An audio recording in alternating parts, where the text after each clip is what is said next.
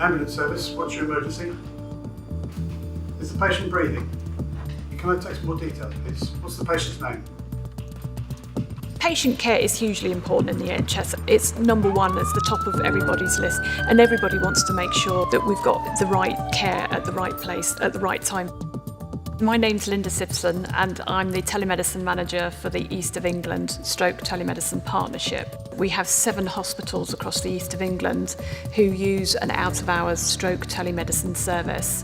So what it means is our 7 hospitals out of hours have rapid access to a stroke consultant to help in the decision making for thrombolysis for patients suffering from an acute ischemic stroke.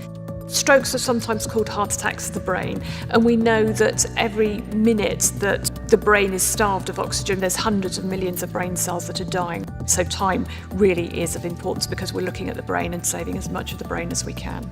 The smart ambulance will allow the paramedics and the emergency medical technicians, who are the key clinical people working in the back of the ambulance, to be able to link into the resources that they need for their patients. Smart Ambulance is trying to bring together the capabilities of 5G to make a difference to healthcare.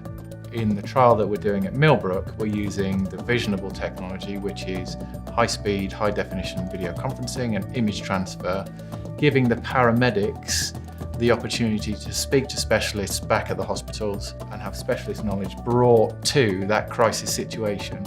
We worked with Samsung as well, so they provided the devices that we loaded the software onto. Lapel-based cameras, scanners, video conferencing equipment and smartphone devices. The traditional medical model says we go to the doctor when we don't feel well. We're actually bringing the doctor to the patient, which turns the whole thing on its head. And if you can use technology to support that safely and the patient is safe and treated well, I think that's a really interesting and innovative way for healthcare in the future.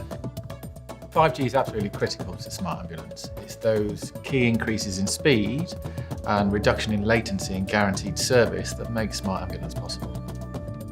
Visionable are a great fit for O2. They've come through our Wayra Academy.